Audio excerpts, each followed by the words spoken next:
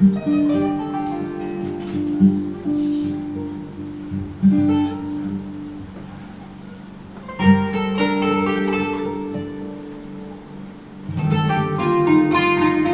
have to begin by saying hello, shalom. This is truly one of the great honors of my, not just my literary life, but my life, to be included in your family in many ways, to have spoken to a beloved young girl, a young woman named Camilla.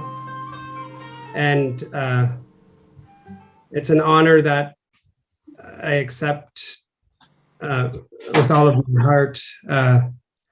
When I wrote this book, I truly believe I felt as if I was channeled by voices that needed to speak. And so I opened up as much as I could just to listen to them. And it was the animals who came to me, who wanted to speak. And it was as much as it was a strange and interesting experience for you to read the book, for me to write the book, it was the same thing. I had never written a book in such a way that came to me in such a way. It was at once an easy thing to capture the voices, but it was also one of the most difficult things to try to interpret in some ways that I had to do. Much like you interpreted the book, I had to interpret what these animals watching this boy and leading this boy and keeping comfort for this boy and showing him a way home again, and worrying for him, just like a parent worries for their child. I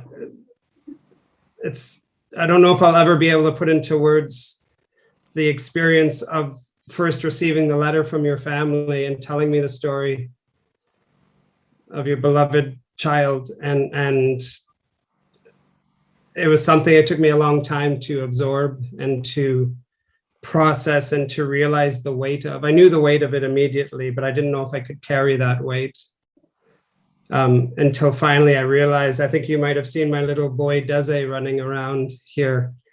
It was having he and his younger brother Tiva that made me realize the weight of carrying of a parent and the weight that the child carries for that parent, and my ability now to open up to your family and in some ways be a part of your family, and you are a part of my family now. That's how seriously I feel this connection is between us. And it took me a while to grasp that and be able to speak to that and to accept that. But it's one of the most beautiful experiences I've ever had as a writer and as a person. And so I want to thank all of you for being a part of this and for doing this beautiful work that you've done, that I think does cross cultures and crosses generations and families, and shows us all as we are part of the one great mother. We're all children of the same being in so many ways, and this is just a beautiful way of you showing that and creating that. So thank you. Thank you. Going back to Wonjek, you've been an advocate for the First Nation cause for years, very passionately so. You've written 3 other books about the people of Canadian First Nation. Why Wonjek? What called you in that book, and why this form? He was a little boy I knew about for a long, long time. He was written about shortly after his death, his tragic and untimely death at a very young age, trying to get home from this place he had been taken to. And so I knew this story. A lot of other Canadians didn't. And I had this very amazing friend named Gord Downey, who's a singer, a Canadian singer, who he and I talked about creating something together, creating our own projects, and then introducing them to Canada together on the anniversary of the passing of this young boy, Chani Wonjek. And I thought that was a brilliant idea. So he created a music album with a not a comic book, but a animated. Yes, exactly. And I worked on my what I call a novella, and we released it on that week of the anniversary of his passing. It was the 50th anniversary. First, we had contacted the Wonjak family, though, to ask their permission, to ask them if it would be something that was okay for us to do. And they wholeheartedly agreed and asked us to do it. And since then, we've become dear friends. I think Chani is just one representative of a part of Canadian history that was huge, though. He's a symbol of the thousands and thousands of children who were taken away, and the many thousands of children who died in these institutions. We wrote this not to blame Canada, the government, or to blame the church, or to point fingers. We created this project to bring awareness to the rest of our country about a part of our history that we don't really had talked about at that point very much. And so that's the reason, in a very contemporary way, why I did it. But I didn't choose the animals in the story so much as they found me. I was left trying to figure out, how am I going to tell the story of this little boy? And then the animals started to show up, and they were watching him and recording him. And I thought, well, this is great. Let's just see where they will take me on this journey. And they took me on the journey as much as I took them on the journey. They led me. I never knew which animal was going to show up next. It kind of presented itself. And they passed the baton almost from one animal to the other as they walk, following this little boy, trying to protect him and worrying about him and commenting on him, this kind of Greek chorus of animal voices. And so, I talked about how they channeled me, and that kind of experience is a very rare one, I think, for a writer. And I was very, very lucky and blessed to have been afforded this opportunity to do it this way, to create that little book. It's a little book, but I know that it has a lot of power in it. And it's not power from me. I was simply the telephone, in a way, to the Zoom to bring this message out, and that it found its way to your family, to Camilla, to your family, to Israel now, speaks to the power of that book. And again, it's not my power. I was just lucky enough to be the megaphone, the transcriber for that power of the Indigenous world that I touched on in that book. So, can you say something about the female spirit as you intended it? I think a big part of that is I'm one of 11 children. I have 7 older sisters, as well as my mother. So I was raised by 8 very strong women. And any young man who has been raised in such a way will know that that's a powerful thing. And it's both a blessing and a curse to be raised by so many women. And so I believe that female voice, all of my writing, there's always a strong woman. And I don't mean to put that woman in there or those women in there. I think that because of my upbringing, something would be remiss, something would be missing if that female voice wasn't there to balance things, to guide things, to judge things, to condone, to help. And that female voice, that female energy in my writing, and I believe in the world, is so incredibly necessary. Where would we be without it? That, when we are lacking female voice in our world, things go wrong quickly. When you cut the female voice from your family or your culture or your environment, you are damning yourself to a lot of pain and a lot of violence, I believe. And so the female voice is absolutely, and the female strength is absolute in its necessity to balance the male. When it came to this specific book, I didn't know that Mother Lynx was going to show up at the end to take him until he got there. I didn't know that the spider would be. I knew there would be a little girl that he met on the way, because that was what happened in his actual real life, running in and meeting this small girl.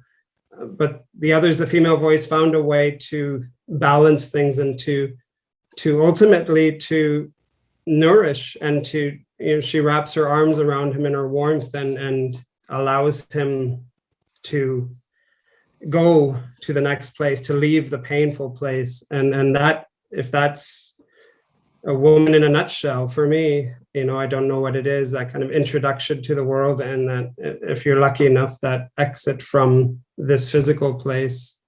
And so again, it was other things that channeled into me when it came to writing of Wonjak and the characters, but they made themselves known, I think, very strongly. And so I'm very glad that you see the feminine and you recognize the feminine power in that book. It's something that I haven't spoken to, but obviously I know was just there so strongly. Yeah, very strongly. Is there anything that you would like to say before we conclude this portion? Again, I can't express strongly enough how incredible this experience is, and to be able to be a part of your celebration of this young woman who was clearly, from everything I've heard and the beautiful photos of this just powerful young woman, I'm just so honored to be one link in that chain of what I see as a celebration of this life, and the celebration of youth, and the celebration of that journey moving forward, of us finding a way to move forward, and of their voice continuing forward. So again, thank you so much for including me in this. Thank you, and you've definitely been a very significant part of our story and of our connection, and Camille's timelessness through the connection to your timeless work. So thank you so much. And on a personal note, thank you from my heart for connecting to our story, and for allowing me to translate it to Hebrew. It has forever changed my life. So thank you for that. הספר לא מאשים או מפנה כתב אישום כלפי ממשלת קנדה, ולא כלפי, למה בעצם לא כלפי הכנסייה? That's a very strong and important, powerful question. I think there is a place and a time and a structure for questioning and placing blame, but also, if you're going to place blame, what is the follow through? What is the answer? How do you move forward? This particular little book, I wanted just to allow Chani and to allow the animals to live those last hours without the anger, and without the necessarily the why did somebody do this to me. In Canada, we had something called the Truth and Reconciliation Commission. I'm an honorary witness for the Truth and Reconciliation Commission, so I was asked to speak whenever I'm given the chance to try to shine light on this history. Again, not to say it's your fault. I think we all know it is the fault of the church and the government, but it's now time for, how do we reconcile? Now that we know the truth, how do we reconcile that? And so the book was a place to allow Chani just to live and breathe. A 9-year-old's not going to, he might be angry, he might place blame a little bit, but he's in the moment. And I wanted to keep that in the moment, while at the very same time, the place to be angry, the place to share stories, the place to begin to get answers, the place to try to seek justice is in this world, beyond Chinese world, a part of Chinese world, but beyond it. And I think, you know, the here and now and how Canada moves forward as a country is something that everyone has to take a part of. Very recently, hundreds and hundreds of unmarked graves have been discovered in our country at a couple of different residential school sites. We're talking hundreds, into the thousands. And Canadians were caught off guard by this. There was deep sorrow about this. It seems that news cycle passed very quickly, though. And I'm hoping that it hasn't just passed as a bit of news that people hear about and then move on, because it's too difficult to try to imagine. When we imagine that your child is also my child, things change. People will close their ears when they are blamed and when anger is pointed at them for something they often feel they had no part in or aren't responsible for. And the average Canadian now doesn't feel that he or she necessarily is responsible for these schools that only, as you mentioned, closed their doors in 1996. My wife, Laura, her mother is a residential school survivor. So my 2 and my 3-year-old sons, their grandmother went to this school that she can't ever talk about. But my children have to know about that. And part of that is the history cannot ever be allowed to repeat. And that racist kind of attitude that put Indigenous people in that place can't continue. And so there is anger and there is blame and there is justified righteousness in Canada. But for the average Canadian to understand that this is a burden that you must help everyone carry, and there is a way to move forward. I don't think that anger and shouting will do the trick, will do justice to moving forward. It's an incredible question you ask, because I wrestle with this all the time, the anger, and how often it is geared and aimed at the wrong people often. And so again, just I guess in short, I wanted Channy to be alive in his 9-year-old being, in that sense of wonderment, even in the most difficult of times, that sense of fear, that sense of survival. And when it's that kind of situation, there's little room. Anger burns hot, but it burns very quickly. And that's not what's going to keep him moving forward through the night towards the light that was so beautifully spoken about earlier.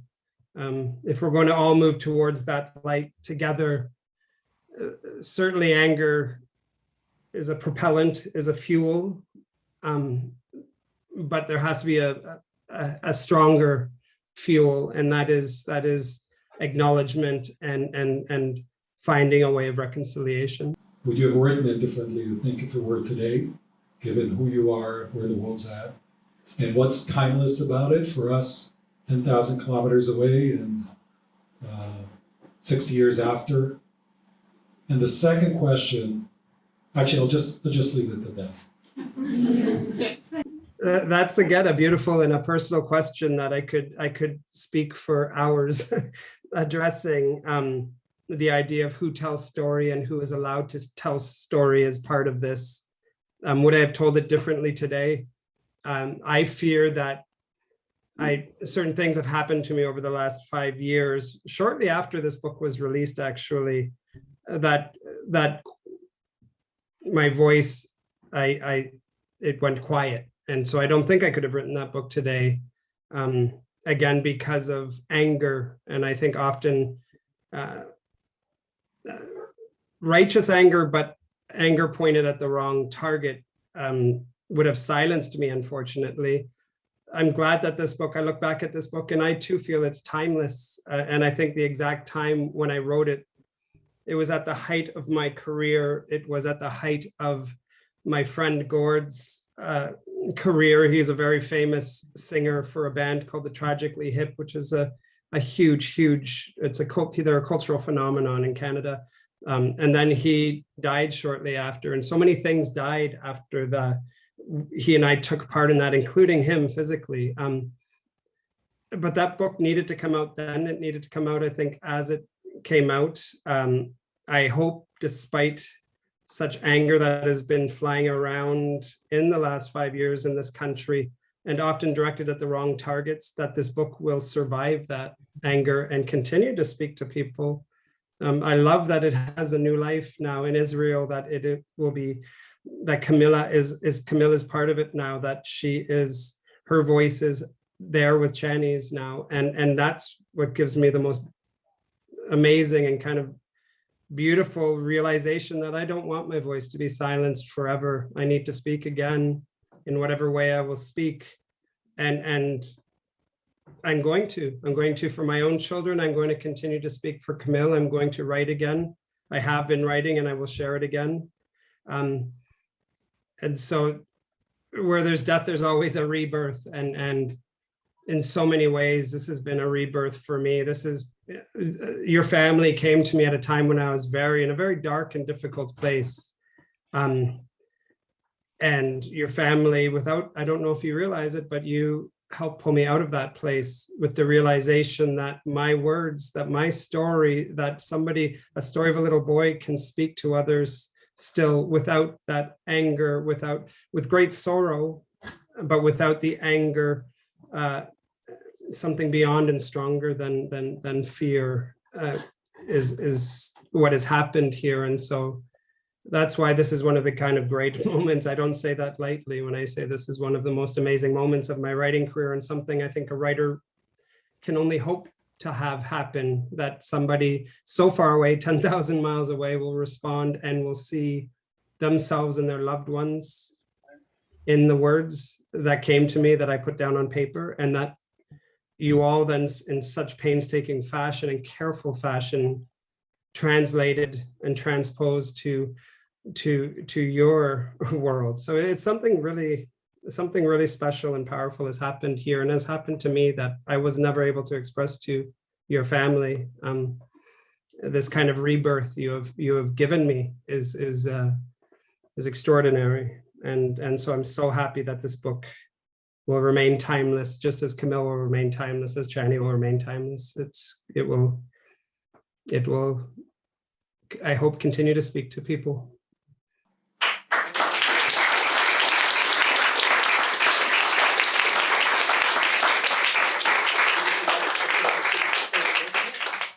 תודה רבה. אני מרגישה שזה משהו שאין צורך בעוד מילים אחריו. זה דבר מאוד חזק, ויש פה עכשיו ככה איזו אנרגיה מאוד מאוד מאוד גבוהה, של איזו שותפות כזאת בין כל מי שיושב כאן לבין המילים שעכשיו אמרת. המצלמה פה, נכון? אוקיי.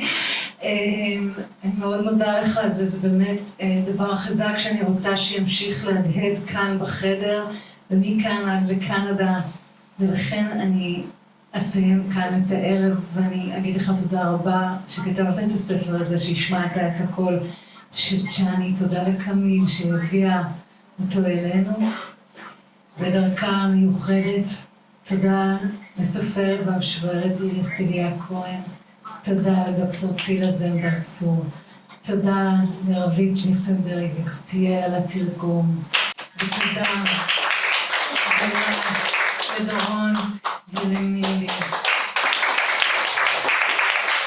תודה לאחים של תמיד. תודה על הערב הזה, ותודה לכם שבאתם. תודה לכם.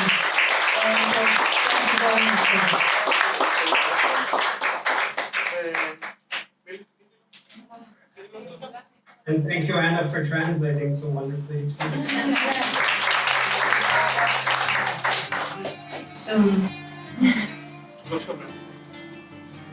Did you hear what I said, Joseph? I I said we'll speak soon. And have a great, great, great time with your kids now.